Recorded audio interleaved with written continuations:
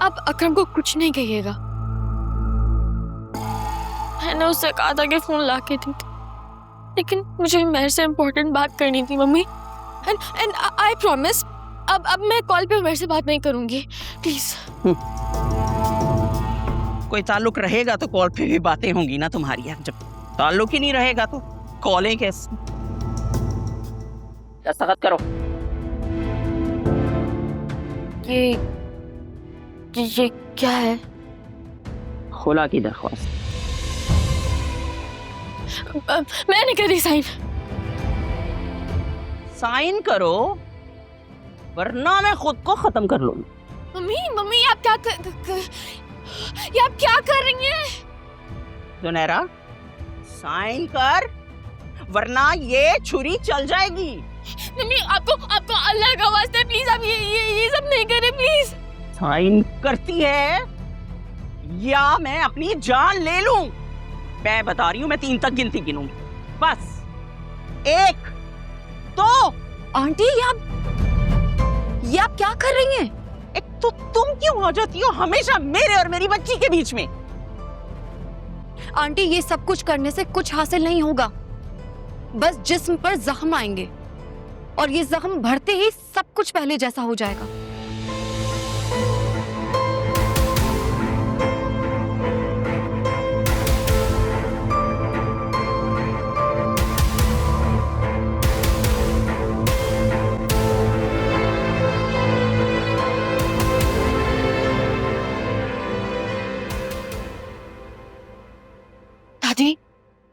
दादी आप प्लीज मेरी मदद कर दे। मम्मी वाह से फोर्सफुली खुला के पेपर साइन करवा रही है, मुझे नहीं करना ये सब। तुमने हरकत ही ऐसी की है, मैं तुम्हारी कोई हेल्प नहीं कर सकती। दादी आपको पापा की कसम, आप प्लीज मेरी मदद कर दे। उमर आ जाएगा अगले महीने, मैंने कहा है ना वो बहुत अच्छा है, आप बस उससे एक दफा मिल के देख लो, आपको बहुत अच्छा लगेगा। मैंने कब कहा कि वो अच्छा नहीं है, लेकिन तुम दोनों का तरीकाकार बिल्कुल गलत है। अरे जो सलीके से हो सकता था काम, तुमने उल्टे तरीके से काम करा दिया। अब क्या मैं तुम्हारी हेल्प करूंगी? दादी मैं मानती हूँ कि मुझसे गलती हुई है, लेकिन अब हो गई ना गलती, प्लीज मुझे माफ कर दो। देखो बेटा, मैं तुम्हें माफ नहीं कर सकती। ये हक सिर्फ तुम्हारी माँ को है कि वो तुम्हें माफ करे। नौशीन में और मुझ में इख्तलाफ जरूर है, लेकिन वो तुम्हारी माँ है, वही माफ करने का हक रखती है। अच्छा तुम परेशान ना हो, वो कब आएगा? वो अगले महीने आ रहा है, बहुत परेशान है मेरे लिए। क्यों नहीं परेशानी होगी? वो उधर परेशान होगा, तुम इधर परेशान हो, जानती हूँ। खैर वासिस से मैं बात कर लूंगी। खुला के हक में तो मैं भी नहीं हूँ। थैंक यू दादी।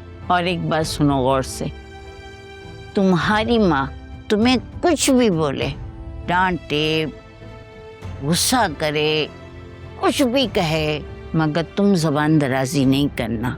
खामोशी से चुपचाप उसकी हर बात समझ लेना, समझी?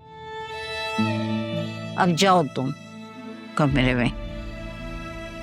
और सुनो, कोई उल्टी सीधी हरकत ना करना, वरना मुझसे बुरा कोई नहीं होगा और ना ही कोई उम्मीद रखना फिर मुझसे।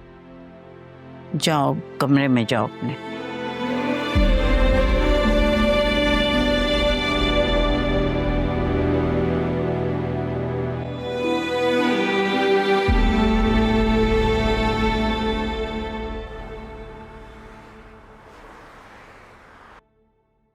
आलिया,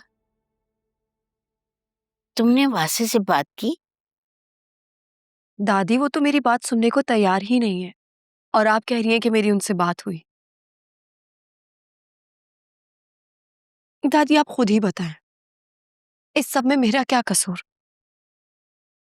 बदतमीजी भी उन्हीं लोगों ने मेरे साथ की, और और मुंह बनाकर भी खुद ही घूम रहे हैं वो लोग। देखो बेटा, मेरी एक बात याद रखना, औरत को घर बसाने के लिए बहुत सारी कुर्बानियां देनी होती है, फिर कहीं जाकर घर बसते हैं।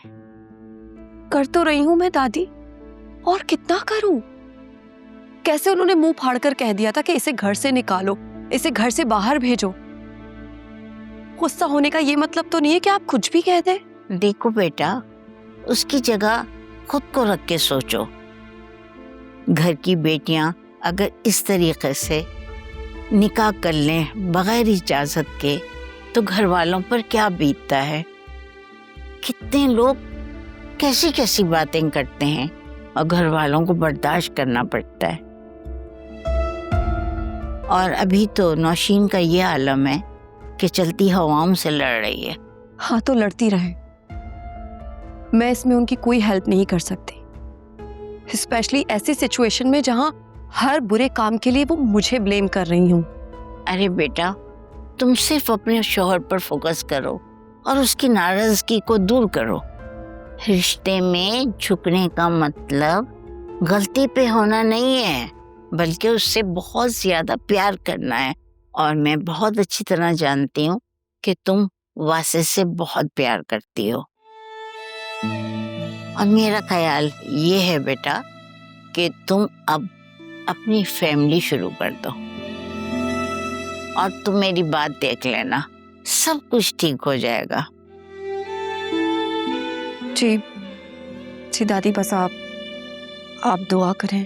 देखो बेटा, मैं हर वक्त तुम लोगों के लिए दुआएं करती रहती हूँ, लेकिन दुआ के साथ दवा भी जरूरी है। तुम किसी अच्छी डॉक्टर को दिखाओ, उससे पूछो और उससे सारी मालूमात हासिल करो। नहीं, वो मैं डॉक्टर के पास गई थी तो उन्होंने कहा है कि ऐसा कुछ भी नहीं है, बस आप लोग दुआ करें। हाँ अच्छा ठीक है बेटा, मैं दुआ करूंगी। अब देखो वासे का आने का वक्त हो गया है, अब तुम ऐसे करो, जाओ अपने कमरे में और अच्छी तरह से तैयार हो। जब वो आ जाए तो तुम उसके साथ बहुत प्यार, बहुत मोहब्बत से बात करो, उसका दिल बहलाने की कोशिश करो, उसके साथ बैठकर गरम गरम चाय पियो। सही है ना? जी दादी। जाओ मेरा बच्चा, जाओ।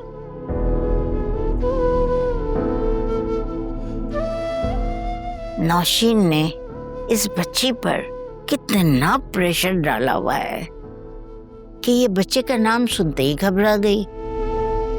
क्या बोल सकते हैं? अल्लाह नौशीन को हिदायत दे दे मौला, इस बच्ची पे रहम कर दे।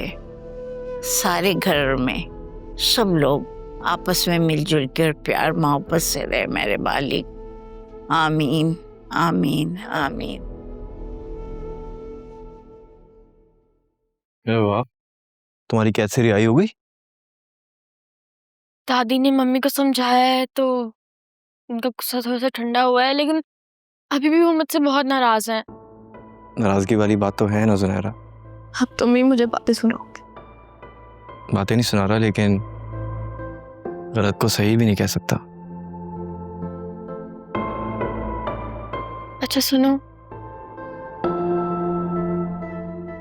मेरे से कोई कांटेक्ट नहीं हो रहा है, उसका फोन ऑफ जा रहा है।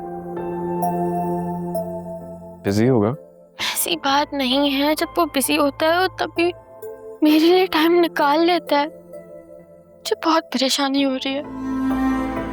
तो तुम क्या चाहती हो मैं क्या करूं? फ्रैंकफर्ट चले जाऊं उसकी खैरियत पूछने के लिए? तुमसे तो कोई बात ही करना फजूल है।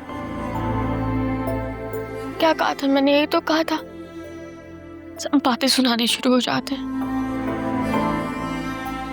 अच्छा भाई बताओ, मैं तुम्हारी क्या हेल्प कर सकता हूँ? कुछ हेल्प तो कर नहीं सकते तुम मेरी, तो एटलीस्ट सुन तो लो।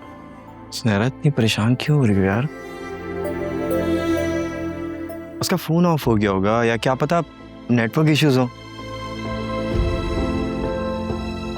तुम लेडीज इतना नेगेटिव क्यों सोचती हो यार? मुझे बहुत परेशानी हो रही है, ऐसा लग रहा है कुछ बुरा हो जाएगा, बहुत बुरा। अब तुम ओवर थिंकिंग कर रही हो। मेरी बात मानो, तुम सुकून से जाके सो जाओ। देखना तुम सुबह उठोगी ना तो उसका मैसेज भी आ चुका होगा और तुम्हारी परेशानी भी दूर हो जाएगी। पक्का? यस। पता है हम आदमी जो होते हैं ना, जब घर से बाहर निकलते हैं तो 100 तरह की प्रॉब्लम्स हमें फेस करनी पड़ती है यार। हो जाएगा तुम्हारा उससे कांटेक्ट, परेशान नहीं हो। Thank you.